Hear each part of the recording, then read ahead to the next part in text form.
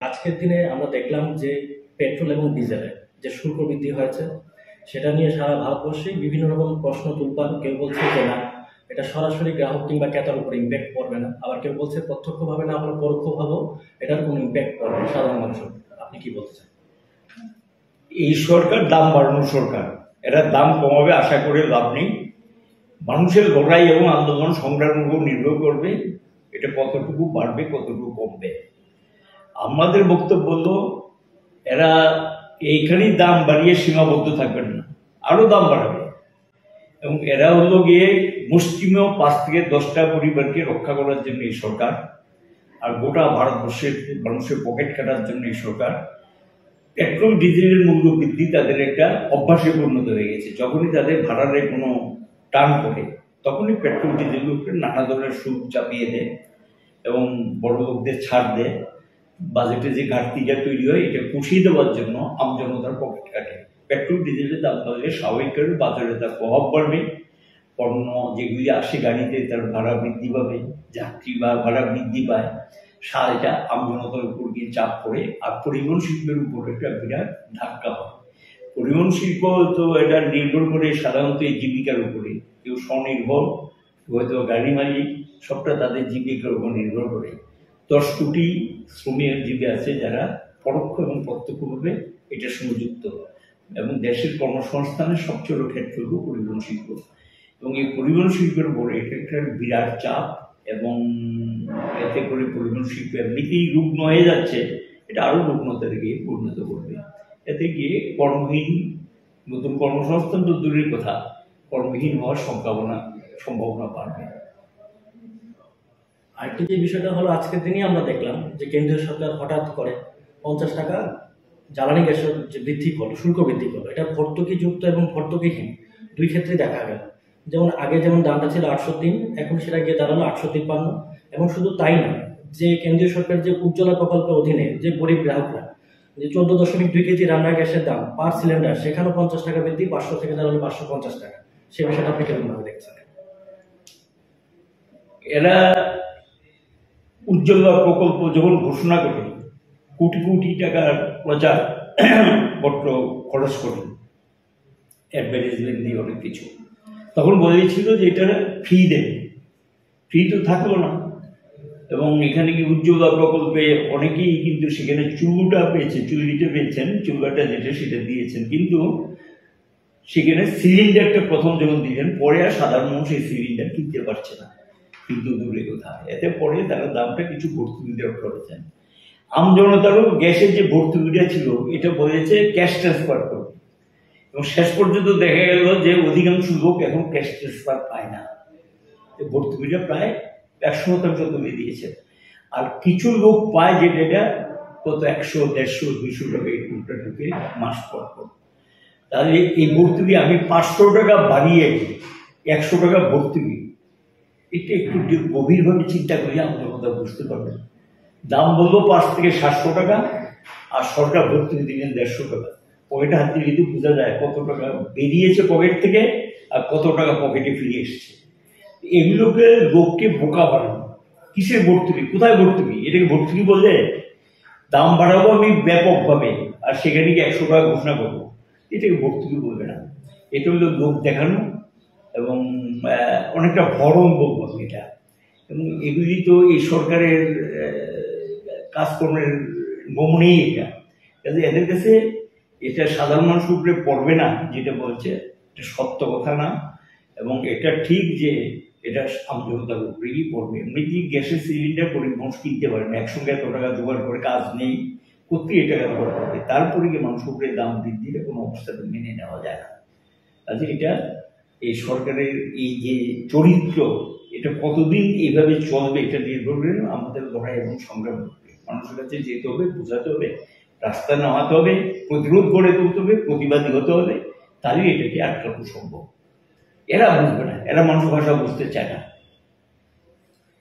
আরেকটা বিষয়, যেখানে আমাদের ভারতবর্ষের অর্থনৈতিক মান দিনে দিনে তলানিতে ঠেকছে, নিচের দিকে যাচ্ছে, সেই জায়গায় দাঁড়িয়ে আমাদের ডেইলি বেসিস লাইফে যেমন যেটা পেট্রোল হোক, গ্যাস হোক, গ্যাসের শুল্ক বৃদ্ধি, আপনি বিষয়টা কিভাবে দেখছেন?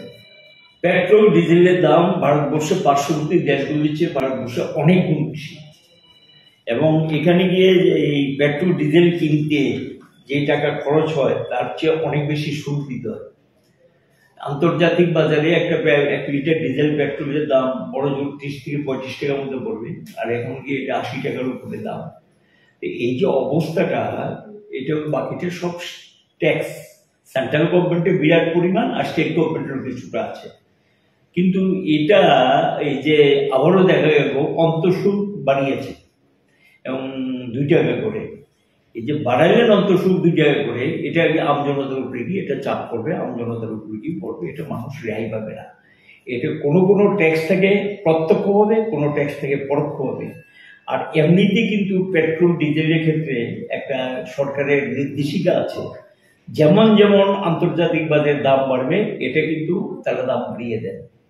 কিন্তু আন্তর্জাতিক বাজারে যখন পেট্রোল ডিজেল গ্যাসের দামটা কমে তখন কিন্তু দামটা তারা কমান না। এটা কিরকম সরকার? ঠিক আছে, যদি বাজারের উপরে নির্ভর করে যখন দামটা কমে তখন কমিয়ে দাও, কিন্তু তা কমান না। ও তখন গিয়ে সরকারের কোষাগারে এখান থেকে টাকা নিয়ে যান আমজনতা পকেট কেটে, আর পরে গিয়ে এগুলি দেখা যাচ্ছে যে কিছু লোকে বাজেটের যে টাকা থাকে সেখান থেকে তাদেরকে ছাড় দিয়ে দেয়। বড় লোকদের 5টা 7টা পরিবার আছে বিজেপি খুব কাছের লোক যারা দেশটাকে লুট করছে, তাদেরকে নানা ধরনের সুযোগ পরোক্ষ এবং প্রত্যক্ষভাবে পাইয়ে দিচ্ছেন। এই যে ঘাটতিটা তৈরি হচ্ছে, এই ঘাটতি পূরণ করার জন্য মানুষের পকেট কাটার জন্যই আবার এই অন্তঃশুল্ক বাড়িয়েছেন। একটা লাস্ট কোশ্চেনের মধ্যে দিয়ে শেষ করবো, যে সদ্য সমাপ্ত আপনার 24তম পার্টি কংগ্রেস, যেটা 2 থেকে 6 মাস ধরে অনুষ্ঠিত হলো, আপনিও ছিলেন সেখানটায়। সিপিএম পার্টি সর্বভারতীয় ক্ষেত্রে যেমন রণকৌশল পরিকল্পনা করেছেন আগামী দিনে, পাশাপাশি আপনি যে সংগঠনটি সর্বভারতীয় নেতৃত্ব দিচ্ছেন সিআইটিরও একটি আগামী দিনে এটা নিশ্চয়ই রণকৌশল এখানে তৈরি হয়েছে। সেক্ষেত্রে সিআইটি দেশে এবং আমাদের রাজ্যে কি ধরনের সাংগঠনিক পরিকল্পনা রয়েছে আগামী দিনে? কিভাবে আপনারা শ্রমিকদের ঐক্যবদ্ধ করে আগামী লড়াইকে এগিয়ে নিয়ে যাবেন, পাশাপাশি দেশ ও রাজ্যে মেহনতি শ্রমিকদের এই বর্তমান ফ্যাসিস্ট সরকার বা শাসনের হাত থেকে কিভাবে রক্ষা করবেন? আপনাদের কি আগামী পরিকল্পনা? দেশে যে এখন নয়া ফেসিলিটি সরকার চলছে, এই নয়া ফেসিলিটি সরকারকে একমাত্র আটকাতে পারে শ্রেণী সংগ্রাম আর জনগণের সংগ্রাম, অর্থাৎ ক্লাস অ্যান্ড মাস্টার। এবং এই লড়াইটা যদি শক্তিশালী করা যায়, কারণ তারা সবসময় কিন্তু মানে শ্রেণী সংগ্রামটা কি, যারা নিপীড়িত, লাঞ্ছিত, শোষিত, বঞ্চিত, সমস্ত কিছু থেকে বঞ্চিত, সেই ধরনের মানুষরা তার অধিকার আদায় করার যে সংগ্রাম, জীবিকা রক্ষার যে সংগ্রাম এবং তার জীবিকার পাওয়ার যে মানে যে কাজটা সে করতে চায়, যে কাজ পাওয়ার যে সংগ্রাম, এবং এই সংগ্রাম এটা গিয়ে শ্রেণী সংগ্রামে পরিণত হয়। এবং শ্রেণী সংগ্রামটা হলো এক ধরনের সংগ্রাম যে সংগ্রামের মধ্য দিয়ে সে তার শত্রু চিনতে পারে, মিত্র শক্তিকে চিনতে পারে, কে বন্ধু কে শত্রু। তাদের লড়াই ময়দান হলো সবচেয়ে হলো শ্রেষ্ঠ জায়গা যেখানে শত্রু মিত্র চিহ্নিত করা যায়। যারা এই লড়াইকে সমর্থন করে তারা মিত্র শক্তি, যারা এর বিরোধিতা করে তারা হলো শত্রু। এখন লক্ষ্য করা গেল দেশে এখন যে পরিস্থিতি চলছে, মানুষের মূল সমস্যাটা কি? কাজ চাই, খাদ্য জিনিস, নিত্য প্রয়োজনীয় জিনিসপত্র দাও, এবং সরকারকে দায়িত্ব দিতে হবে। শিক্ষাক্ষেত্রে ছেলে মেয়েদের পড়াশোনার জন্য মানুষ পয়সা জোগাড় করতে পারেন না, গরিব মানুষ, এবং এগুলো জোগাড় করতে গেলে তার আয় উপার্জন দরকার, সেই আয় উপার্জন নেই। স্বাস্থ্য পরিষেবা তেমন হাতের নাগালের বাইরে। এক একটা পরিবার বেসরকারি হাসপাতালে গিয়ে জায়গা জমি ভিটে মাটি ছাড়া হয়ে যাচ্ছে, সর্বশান্ত হয়ে যাচ্ছে। স্বাস্থ্য পরিষেবা সরকার সেখানে সবটা বেসরকারিতে প্রায় তুলে দিয়েছেন। নাম পাওয়া আসতে কিছু হাসপাতাল আছে, কিন্তু সেখানে পরিষেবাটা ঠিক সেই পর্যায়ে নেই, ওষুধ পাওয়া যায় না, যা ডাক্তার দরকার সেই ডাক্তার নেই, চিকিৎসা কর্মী যা দরকার সেটা নেই। শিক্ষা প্রতিষ্ঠানগুলো ধরছে, শিক্ষক নেই। আর ওইদিকে গিয়ে একবার লাগামহীনভাবে বেসরকারি হাসপাতাল, বেসরকারি শিক্ষা প্রতিষ্ঠান গড়ে উঠছে। এখান থেকে গিয়ে বাজার থেকে তারা প্রচুর পরিমাণ সেখানে একটা ব্যবসায় পরিণত করেছে। এখন বিরাট অঙ্কের টাকা তারা ব্যবসা করছে, সরকারিদেরকে প্রশ্রয় দিচ্ছে, সরকারি পরিবেশ এবং পরিস্থিতি এখন তৈরি করছে যাতে বাধ্য হয়ে বেসরকারি হাসপাতালে যেতে হয়, বাধ্য হয়ে বোঝাতে সেই শিক্ষা প্রতিষ্ঠানে যেতে হয়। তো এই যে লড়াইটা, এই লড়াইটা খাদ্য, চিকিৎসা পরিষেবা এবং তার সঙ্গে গিয়ে শিক্ষা পরিষেবা, অন্যান্য যে পরিষেবাগুলো আছে যেটা ধনী গরিব সবাই ভর্তি করে দরকার। যারা গরিব, আয় উপার্জন বেশি, তাদের তো কোনো অসুবিধা নেই, তাদের টাকা পয়সা অভাব নেই। যাদের আয় উপার্জন নেই, আটপেটা খেয়ে ভারতবর্ষে এখন 39 থেকে 40 কোটি লোককে রাত্রে ঘুমাতে যেতে হয়। এর উন্নত ভারতের চেহারা, বিকশিত ভারতের চেহারা। যারা বলে সবকা সাথ সবকা বিকাশ, তো বিকাশটা কার হয়েছে? আদানি, আম্বানি, টাটাদের বিকাশ হয়েছে, 4-5টা পরিবারের বিকাশ ঘটেছে, কিন্তু সাধারণ মানুষের কিন্তু অবস্থা দাবিসার ডুবে গেছে। এই অবস্থা থেকে বেরিয়ে আসার জন্য আমরা মনে করি শ্রেণী সংগ্রাম, সিআইটিউ তো একটাই পথ। সিআইটিউ সমাজতন্ত্রে বিশ্বাস করে, সিআইটিউ শ্রেণী সংগ্রামে বিশ্বাস করে, এবং শ্রেণী সংগ্রামের মধ্য দিয়ে মানুষের চেতনার বিকাশ ঘটবে এবং গণ আন্দোলনের মধ্য দিয়ে মানুষের চেতনার বিকাশ ঘটবে। সেই চেতনা এবং ঐক্যবদ্ধ শক্তি এই বিরোধী শক্তিকে প্রতিরোধ করতে পারে, এবং এই বিশ্বাস, এই আস্থা আমরা রাখি। এখন মানুষের কাছে এটা তো বলা একটা সহজ, কিন্তু এই কাজটাকে যে কোনোভাবে আমাদের রূপান্তরিত করতে হবে, বাস্তবে পরিণত করতে হবে। তার জন্য আমজনতার কাছে যেতে হবে, সম্পর্ক তৈরি করতে হবে, বুঝাতে হবে, এবং এই সমস্যার জন্য দায়ী কারা। সরকারের নীতির পরিবর্তন তো নীতিটাকেই নির্ধারণ করে রাজনৈতিক দল। যে রাজনৈতিক দল সরকারে থাকে তারাই কিন্তু নীতি নির্ধারণ, এবং এটার সিদ্ধান্তটা হলো এমনিতেভাবে নীতিগত সিদ্ধান্ত, আসলে এটা রাজনৈতিক সিদ্ধান্ত। কারণ রাজনৈতিক দল তো রাজনীতিগতভাবে সিদ্ধান্ত নিয়ে নীতিগত সিদ্ধান্ত গ্রহণ করে। যেই নীতি বেকারত্ব বাড়ায়, দারিদ্রতা বাড়ায়, অনামৃত্যু ঘটায় এবং মানুষের ভবিষ্যৎকে বিপন্ন করে তুলে দেশটাকে আজকে একটা চরম বিপর্যয়ের দিকে ঠেলে দিয়েছে, সেই নীতিকে পরিবর্তন করতে গেলে শ্রেণী এবং গণসংগ্রামের মধ্য দিয়ে, শ্রেণী সংগ্রাম এবং গণসংগ্রামই এটা পরিবর্তন ঘটাতে পারে। এর মধ্য দিয়ে মানুষ অভিজ্ঞতা অর্জন করবে, সে অভিজ্ঞতার ভিত্তিতে একটা ঐক্যবদ্ধ শক্তি আসবে।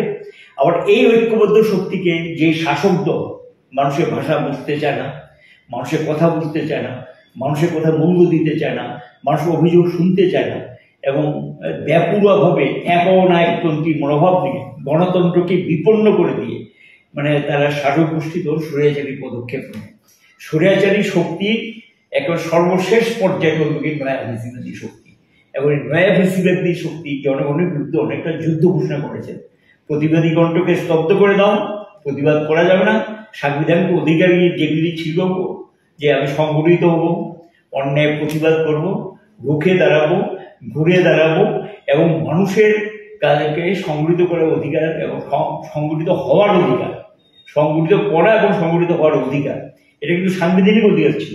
সেই অধিকারটার মধ্যে হস্তক্ষেপ করছেন। যেমন এই যে এখন যেটা বললেন, ব্রিটিশ শাসিত ভারতবর্ষের দিকে অধিকার পাওয়া গেছে লড়াইয়ের মধ্য দিয়ে।